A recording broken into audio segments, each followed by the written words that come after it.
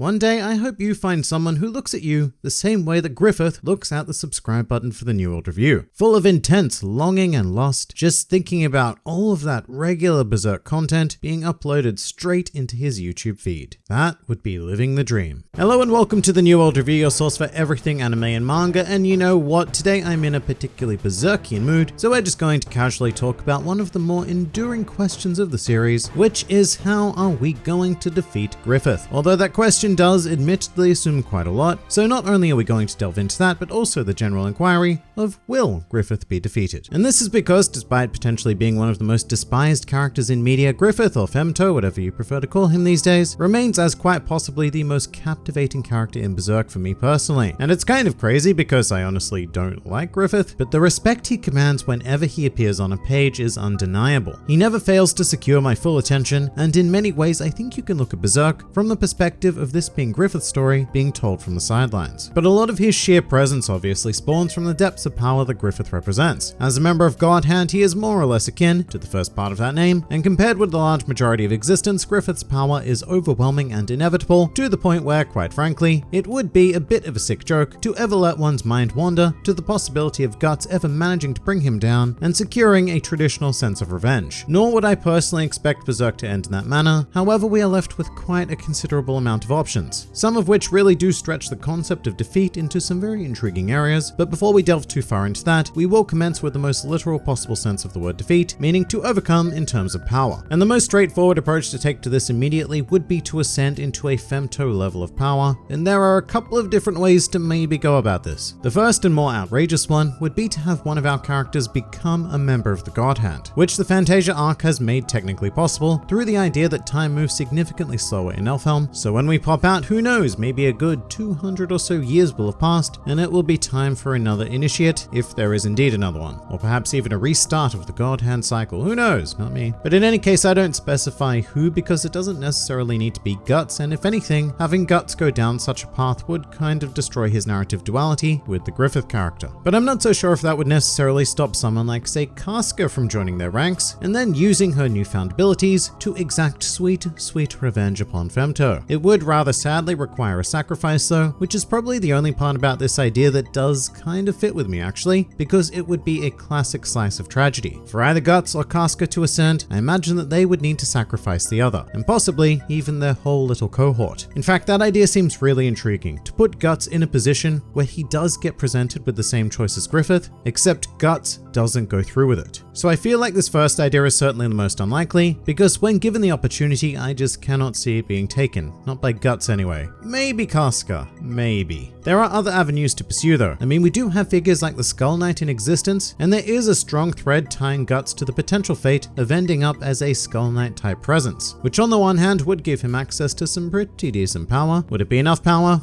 Highly unlikely. And once again, there is also that bit of a narrative barrier, because Guts has been cast as a man fighting against and defying fate. So as much as this, and really the entire video, is completely speculation, that would lead me to believe that the answer to this problem does not lie in a path that we have already seen the ultimate destination of. Simply becoming a member of the God Hand or following in the footsteps of the Skull Knight are all too straightforward, and in a way, they're more like giving in to fate. So perhaps we need to think of a twist on this, and if we are still focusing on overcoming Griffith via the concept of power alone, then you know there are a collective of figures who might just be able to pull such a feat off, being his other God Hand members. This is quite a stretch though, because while Griffith obviously does seem to be working on his own volition and using his power to accomplish his own desires, that's not necessarily different from the rest of the group. For the most part, they seem to act alone, or at least that's what Slan would imply when she appeared in Clyfoth. Plus, to be perfectly honest, everything seems to be going according to the ever-present causality, and the great war of the astral world very much seems to have only benefited or progressed the ultimate purpose of this group. So it's very unlikely to see a situation where they stand against Griffith. If anything, I would say the reverse is more likely, because I can imagine a case where Falcon Boy pursues his boundless ambition into the realm of the more godlier entities. So let's let go of the idea of reaching or invoking a similar level of power to defeat Griffith, because there are other mechanisms available, and one of which would be to revert Femto back into his OG Griffith human form. If that were to be accomplished, then Guts could handle this no problem. But I guess the question would be, how? And there is this intriguing thought that it may have to do with the idea that Griffith's sacrifice was never fully realized, as Guts and Casca still live to this day, branded but still highly unsacrificed. And perhaps that somehow does present a lingering thread to somehow revert the process of god-handery. A lot of that is dependent on how one views the process of sacrifice though. If anything, it may be as simple as displaying the mental commitment to go through with it rather than the actual act itself. And as such, just issuing the brand would be enough, regardless of whether or not your targets died. It's a fairly vague idea in general though, and one that would potentially go against the concept of fate again, which is exactly why that thought generally excites me. But I think there is a much clearer and more tragic vulnerability to Griffith, which comes in the form of one of the most enigmatic presences in the series, being the Moonlight Boy.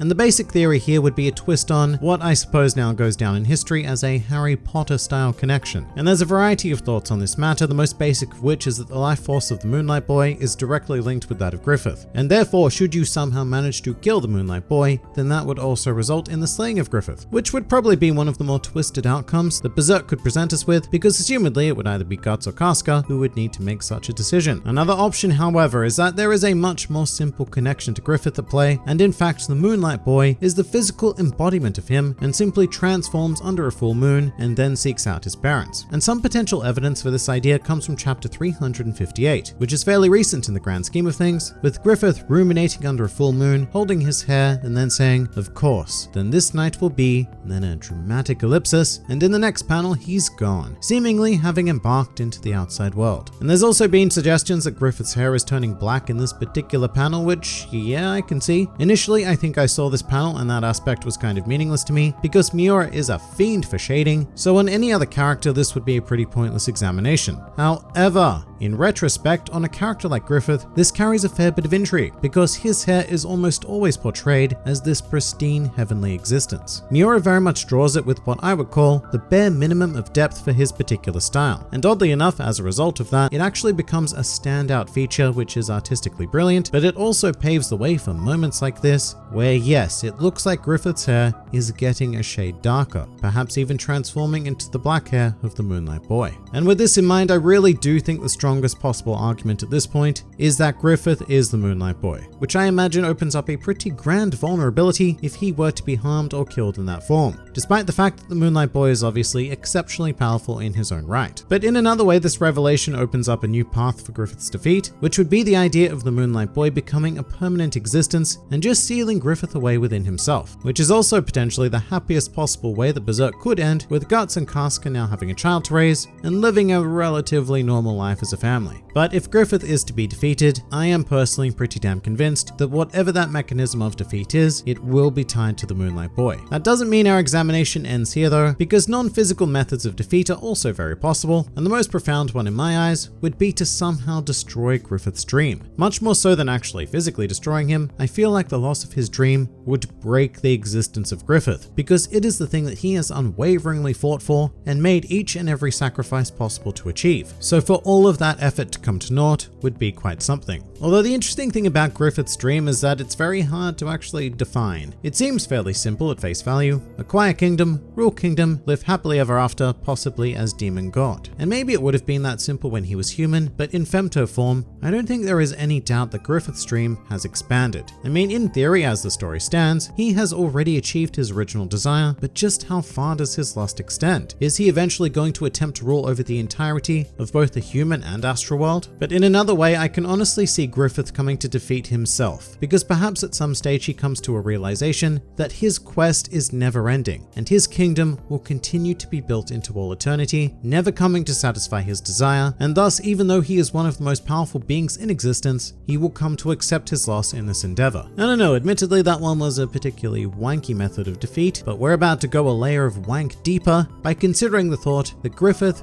may have already lost. And what do I mean by that? Well, it's because having become an agent of demonity, Griffith may have lost all understanding of his original dream. In this form, Griffith may more or less just be going through the emotions of his former quest, never attaining any sense of satisfaction from his actions, and so in a way he could rule overall existence, but still not feel any sense of accomplishment, or feel anything at all really. And then he may come to the realization that his human dream was just used for the sake of causality, and that he is simply another pawn in the grand game of fate. But I don't think any exploration of this topic would be complete without discussing the very potential option here that we rather simply do not defeat Griffith. Berserk ends with Griffith attaining everything he ever wanted, and there was nothing that anybody could have ever done to prevent it. It's bleak, but definitely possible. However, I do think this would come in the form of a potentially happy ending, which is probably best epitomized by the following comment I received on the matter. Step 1. Live peacefully with your new friends and your girlfriend who just got her memory restored. Step 2. Various question marks. Step 3.